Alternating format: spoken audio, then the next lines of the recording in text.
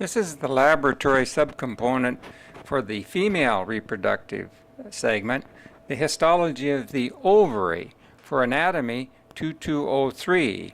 Please examine slide number 9 from your slide box of a mammalian ovary for the following structures.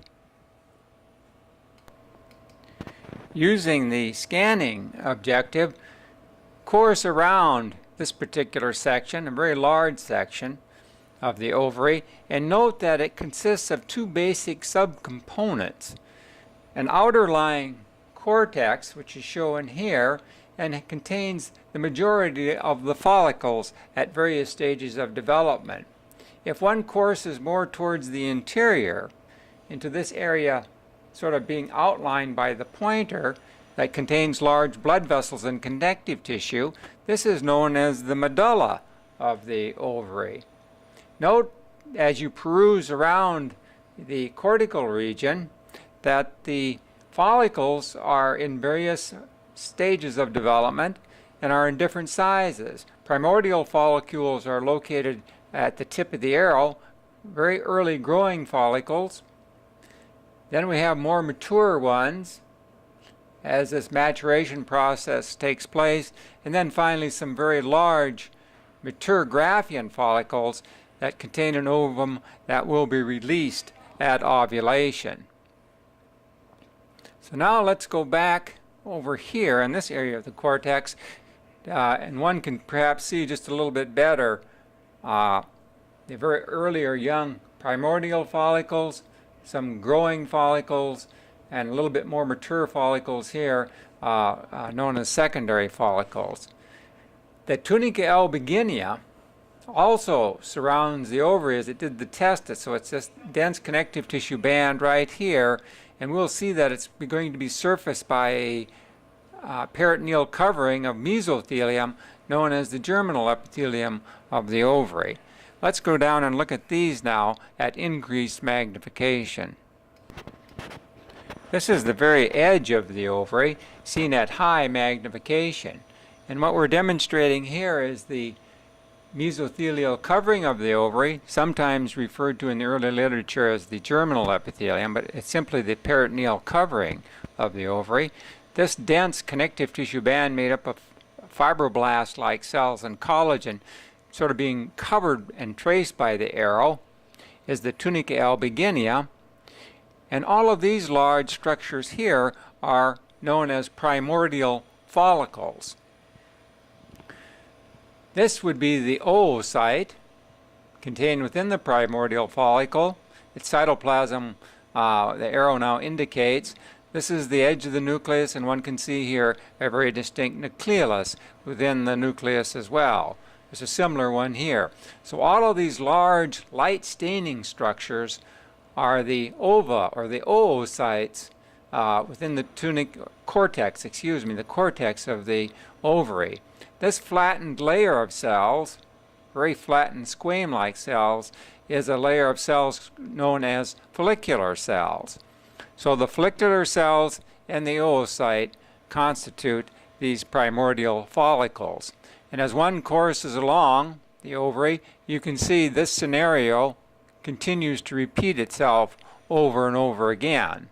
These are very, very large cells, the oocytes, huge cells, and like neurons, they are some of the largest cells in the body. Now, if one's course is towards the interior, we should be able to find a much larger growing follicle and examine it at this magnification.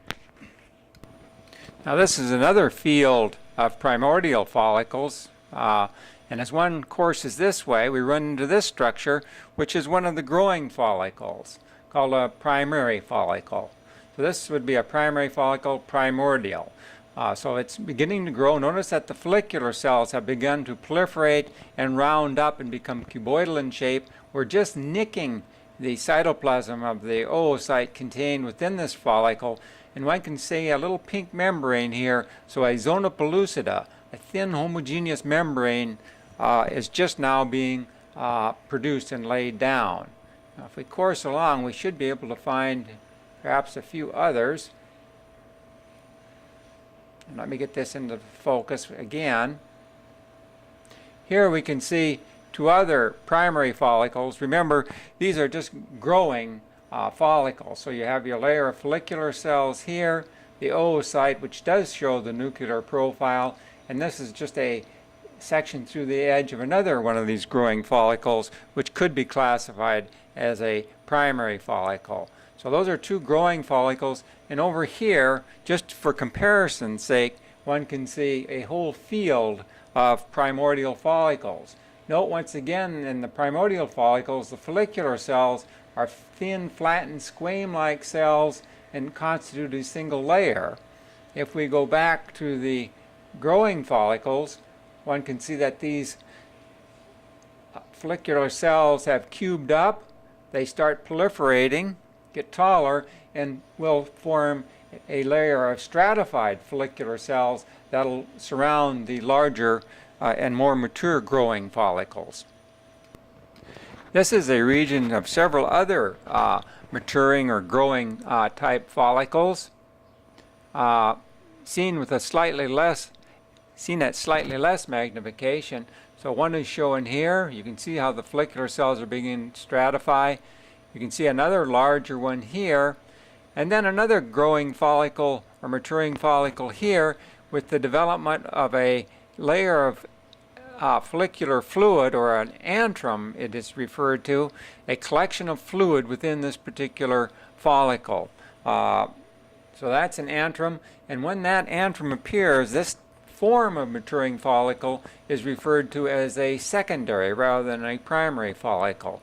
We can just see a nick through the zona pellucida and the contained lighter staining oocyte as indicated by the pointer.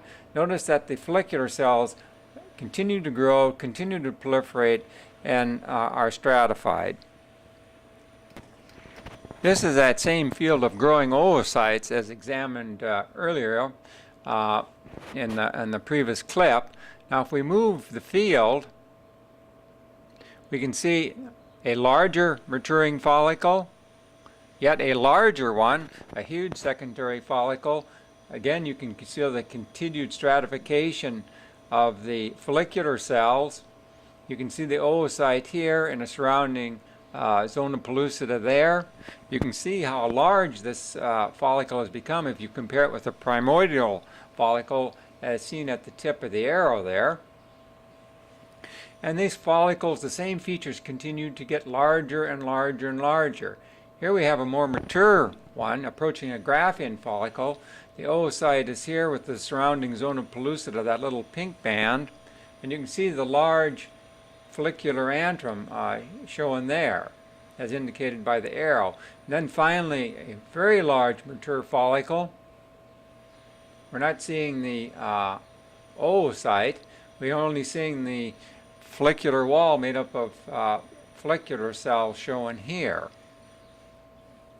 Now as these large follicles continue to grow and the liquor folliculi fills that antrum, this space here with this fluid, the cells surrounding the follicles in the stroma begin to line up and surround the follicular cells, and this forms a connective tissue or capsular-like structure around the follicle that's not mentioned in your laboratory guide, known as the theca. And so this little capsule around it, it becomes very vascularized, is the surrounding theca that also contributes to the wall of the follicle and becomes very vascular and is responsible in many instances in its nutrition. And here you can see it developing here and orientated around the follicle. I have now moved back to using the scanning objective to show you once again the follicular stages of follicular development. The primordial follicles, you can see, are located here. Now if we move this over just slightly, one can see the progression of the maturing follicles as they grow.